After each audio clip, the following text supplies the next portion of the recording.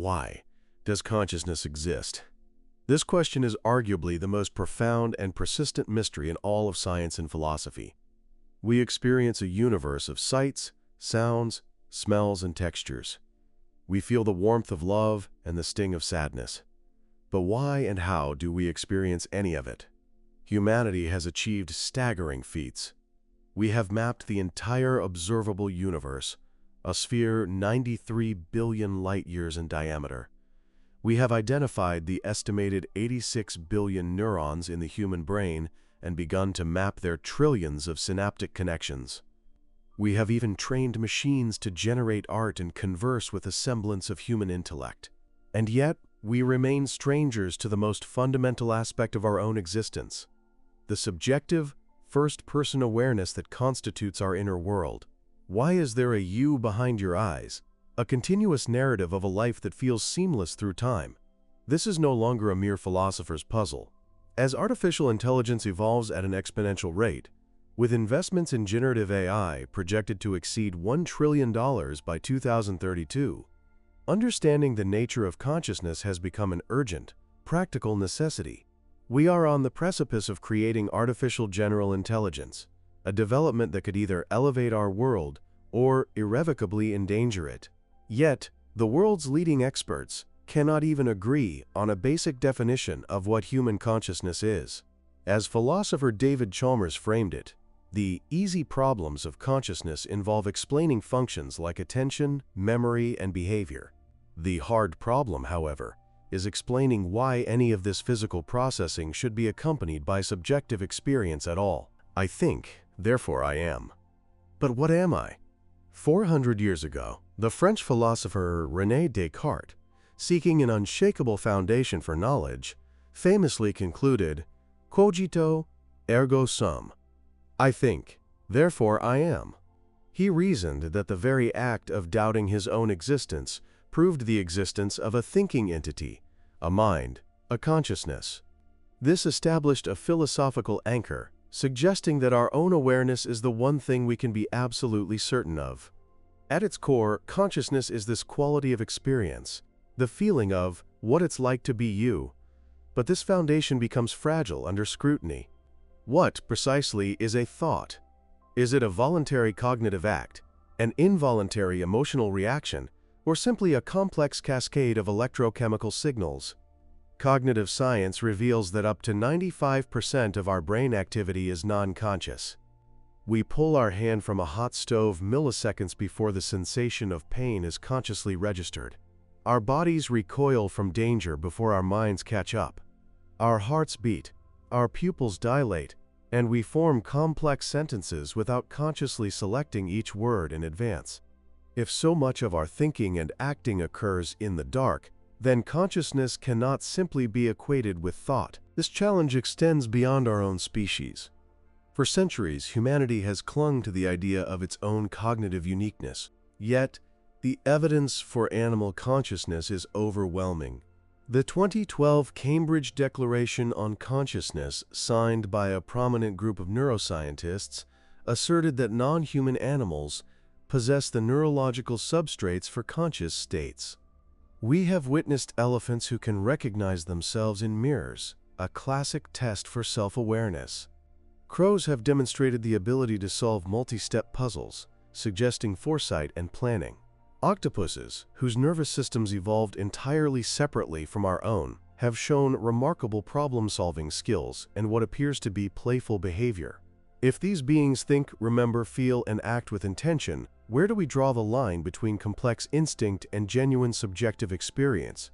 This leads to the concept of a spectrum of consciousness. Perhaps it isn't a binary on or off property, but a gradient. Theories like Giulio Tononi's integrated information theory, IIT, attempt to quantify this, proposing that consciousness is a product of a system's capacity to integrate information.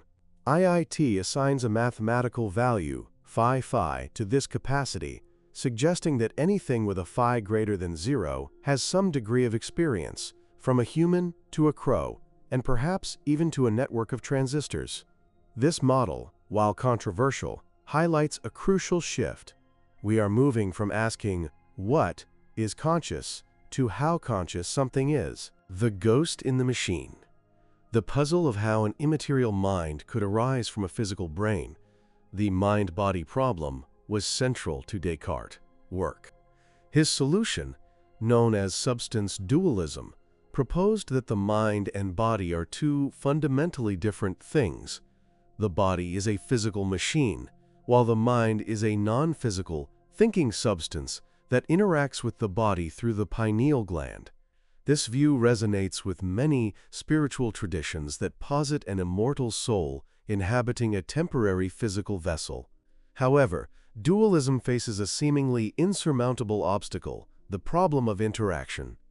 How can a non-physical entity exert causal force on the physical world without violating the laws of physics? Modern neuroscience has found no evidence for Descartes' pineal gland theory.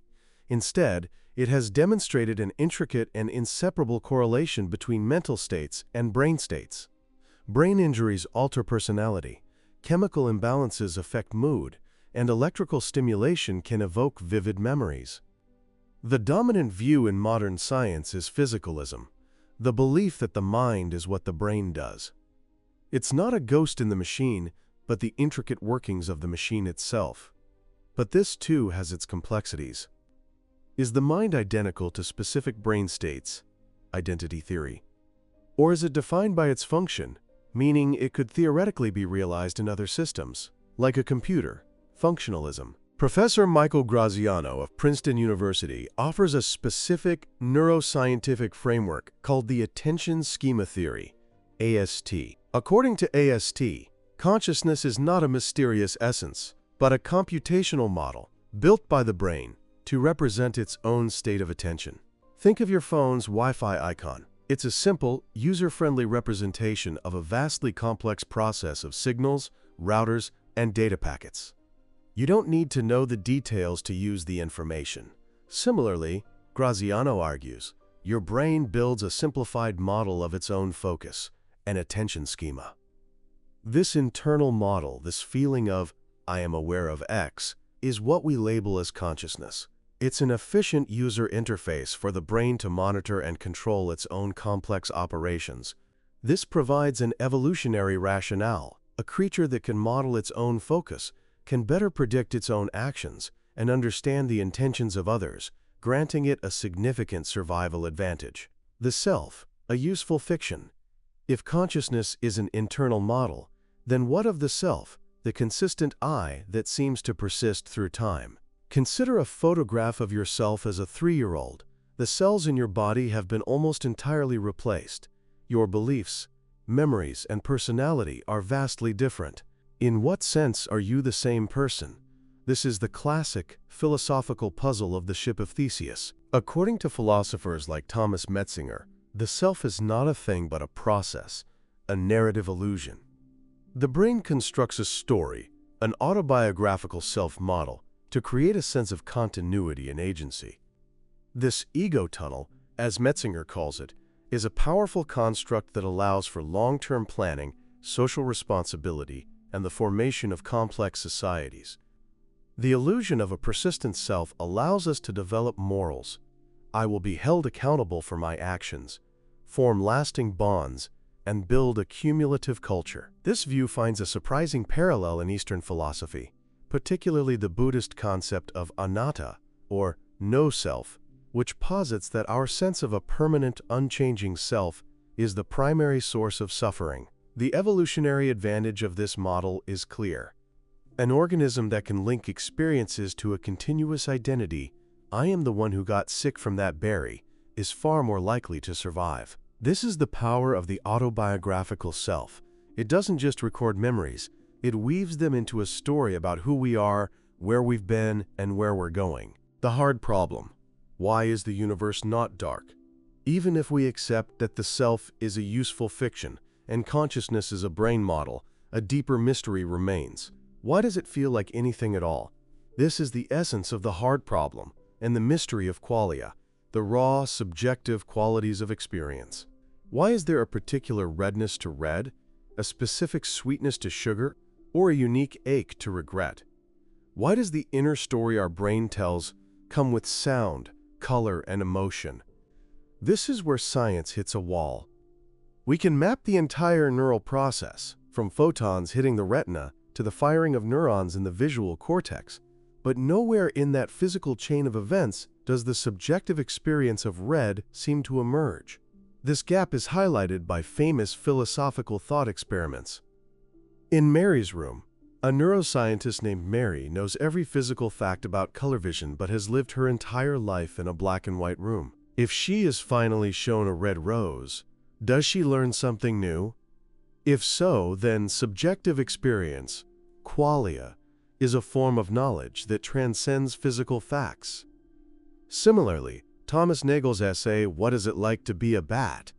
argues that we can never truly know the subjective experience of a bat, which navigates the world through echolocation, because experience is inherently tied to a first-person point of view. Our language and culture further shape these private worlds. The Sapir-Whorf hypothesis posits that the language we speak influences how we perceive reality. The Himba people of Namibia, for instance, have no separate word for blue, but possess numerous words for different shades of green, making them adept at distinguishing between green tones that look identical to outsiders, while struggling to spot a blue square among green ones.